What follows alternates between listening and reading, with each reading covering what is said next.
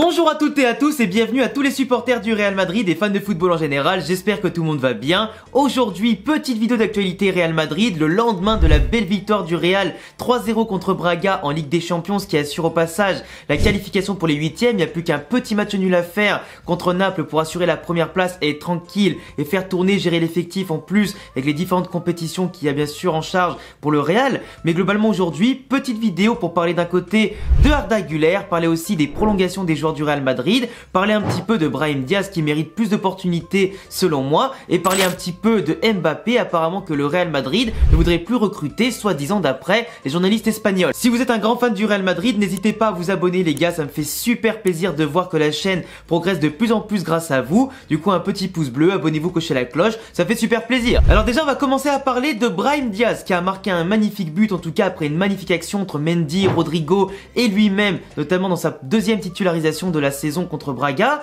Brahim Diaz qui, dans son activité défensive, dans son activité aussi offensive, dans la construction, dans les dribbles qu'il est capable de faire, sa vivacité qu'il apporte, ses prises de décision qui sont assez intéressantes, même si ça lui arrive bien sûr de perdre quelques ballons, de des fois trop tenter le dribble, il apporte cette vitesse, cette vivacité dans le jeu qui est en tout cas hyper impactante pour quelqu'un en plus qui prend le jeu à son compte globalement au niveau offensif, qui joue en numéro 10 à la place de Bellingham pendant un match, qui joue notamment avec toutes ses qualités au centre du jeu, qui va attirer les ballons, qui va les distribuer, et comme on l'a vu par ses mouvements, par sa capacité à lâcher la balle, à combiner avec les autres, c'est quelqu'un qui techniquement est vraiment très bon, souvent très bien placé, on atteste son but au passage, et même celui qui a été refusé de base, qui aurait pu peut-être être validé dans d'autres circonstances, mais globalement, Brahim Diaz, tu vois, c'est quelqu'un qui a une facilité à voir le jeu, à le comprendre, et surtout qui peut apporter dans n'importe quelle circonstance, contre des équipes qui sont plutôt regroupées, contre les équipes comme Braga qui avaient du coup des espaces mais ultra béants entre leur attaque et leur défense,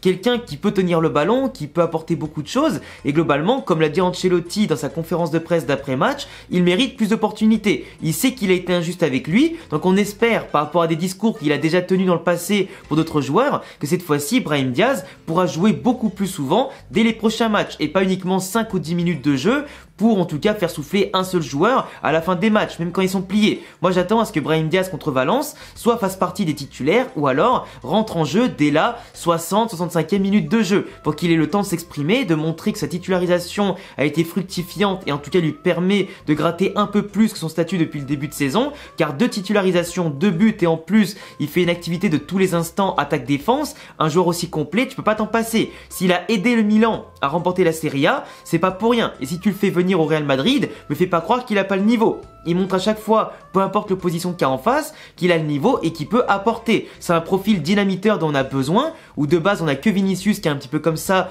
percutant, dribbleur, tout ça, ou Rodrigo par moment. Forcément, en ajouter un troisième aussi technique et aussi intéressant dans son profil, bah faut savoir utiliser toutes les armes qu'on a en main pour aller loin en Liga comme en Ligue des Champions. Du coup encore bravo Brahim, et j'espère en tout cas qu'il pourra jouer dès le match contre Valence et bien sûr les prochains. Et comme il le dit lui-même, au Real Madrid il faut savoir saisir les opportunités, être prêt en tout temps même si tu as l'habitude de pas jouer ou seulement très peu de minutes par match. Valverde a signé jusqu'en 2029 avec le Real Madrid, c'est une super nouvelle pour un joueur qui monte de plus en plus en puissance, qui a une place dans l'effectif qui est monstrueuse par sa personnalité, par sa capacité à jouer, qui est vu comme un véritable monstre sur le terrain en termes physiques, par les kilomètres qui court, par les ballons qu'il récupère, par les mètres qu'il gagne avec le ballon, par ses bombassos qu'il est capable aussi de mettre ou les passes qu'il peut distribuer. Un joueur qui progresse de plus en plus, qui sait qu'il a eu des périodes compliquées, mais qui montre en tout cas par ses percées et sa préciosité, si on peut dire ça comme ça, au milieu de terrain et son impact dans le jeu, que c'est un joueur fait pour le Real Madrid, pour le présent, pour le passé, pour le futur, peu importe,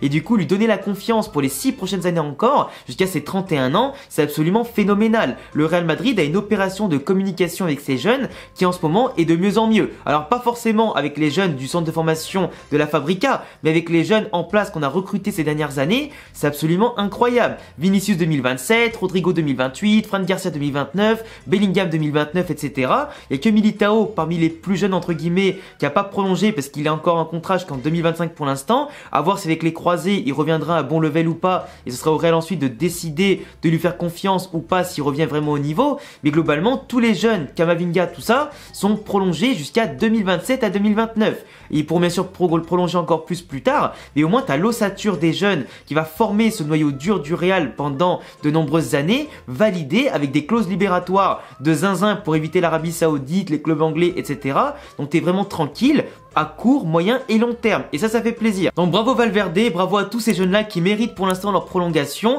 en espérant que tout le monde performe, tout le monde explose, car ils sont chacun très loin de leur prime. Alors imagine quand ils seront tous un peu plus âgés et à leur prime, mais frérot, je sais même pas comment c'est possible qu'on ne puisse pas gagner toutes les Ligas d'affilée ou toutes les Ligues des Champions possibles. Même si la concurrence est élevée, il ne manque plus qu'un coach avec beaucoup plus de football et un jeu plus séduisant pour que vraiment on en fasse mais des machines de guerre quoi. Les journalistes espagnols annoncent que Mbappé ne viendrait pas au Real Madrid. Le Real Madrid en aurait marre après 2 années à potentiellement essayer de le faire venir, mais si l'été dernier, il n'y a pas eu de négociation entre le Real et Mbappé, le PSG, pour le faire venir, c'était plus il y a 2 ans et encore un petit peu avant, mais le Real Madrid en aurait marre pour des situations et des raisons économiques, pour des raisons aussi sociales et forcément de comportement du joueur qui apparemment sortirait de plus en plus le soir, qui en plus aura un comportement qui plairait pas forcément en interne côté Real Madrid. Ils ont peur aussi que par son ego ou sa capacité à vouloir tout diriger, ils viennent à exploser le vestiaire du Real Madrid qui a une ambiance et un environnement qui est vraiment propice à développer un vrai collectif et une vraie équipe soudée.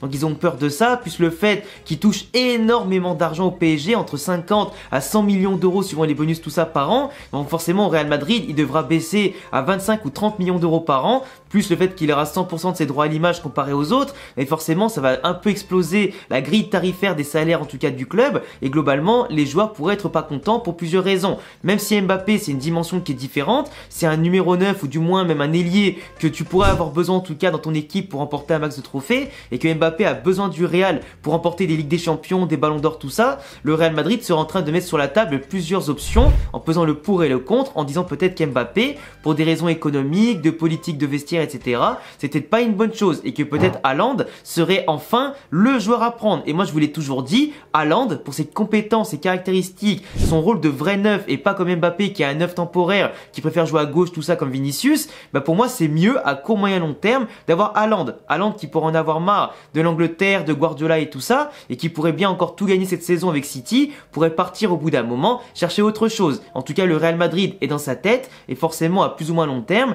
par rapport à ce que disait son agent, il est ouvert à un départ globalement au Real Madrid. Et je préfère largement pour des raisons économiques et tout, et de profil, Haaland à Mbappé. Après attention, tout ce qui se dit en France ou en Espagne par rapport à Mbappé, les gars, on sait bien que c'est du pipeau, c'est que pour faire vendre des journaux, des papiers, etc. Ça nous intéresse pas, on n'est même pas en période de mercato. Mbappé a une fin de contrat en 2024, on ne sait pas s'il peut encore prolonger éternellement tout ça. Il aura le droit de négocier ouvertement avec le Real Madrid à partir de janvier 2024. Mais en attendant, on va rien dire, on va laisser couler parce que j'ai pas envie de partir sur une 3e saison, par exemple de Mbaflix, hein, comme le dit Riles. Mais du coup voilà, on laisse ça de côté pour Mbappé. S'il ne vient pas, tant pis pour lui, il aura eu que le revers de la médaille d'avoir fait attendre le plus gros club du monde. Et du coup le club de ses rêves lui fermera définitivement les portes ou pas, ça on verra dès l'été prochain. Mais il pourra s'en mordre les doigts si jamais il remporte pas un jour de Ligue des Champions, ni de Ballon d'Or, parce qu'il aura fait le choix de rester à Paris, qui était bien sûr le mauvais choix. Arda Güler ne va pas jouer avec le Real Madrid avant la trêve internationale de novembre. Du coup le match qui aura lieu là ce week-end contre Valence, il ne rentrera pas en jeu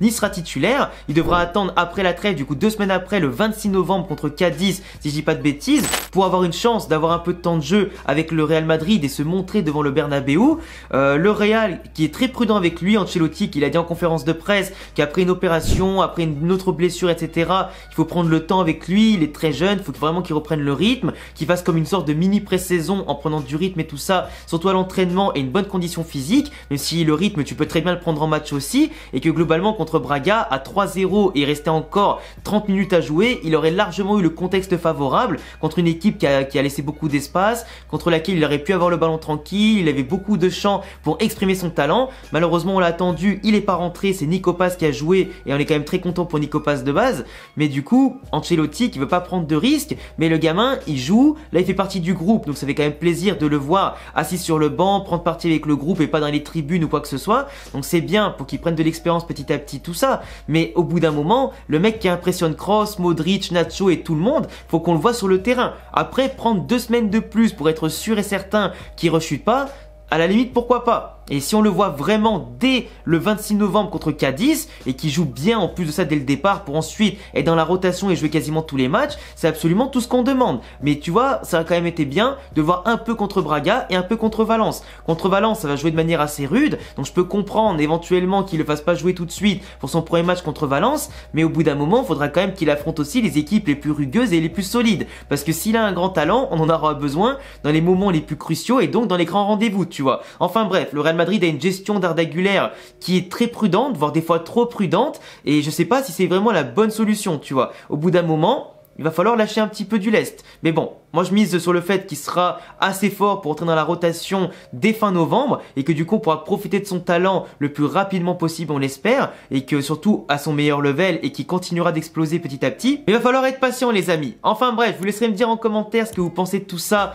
du coup dans les commentaires. Abonnez-vous, cochez la cloche, mettez un petit pouce bleu. Tous mes réseaux comme Instagram, Twitter et Twitch sont en description. Et à bientôt les frérots pour de prochaines vidéos. Ciao!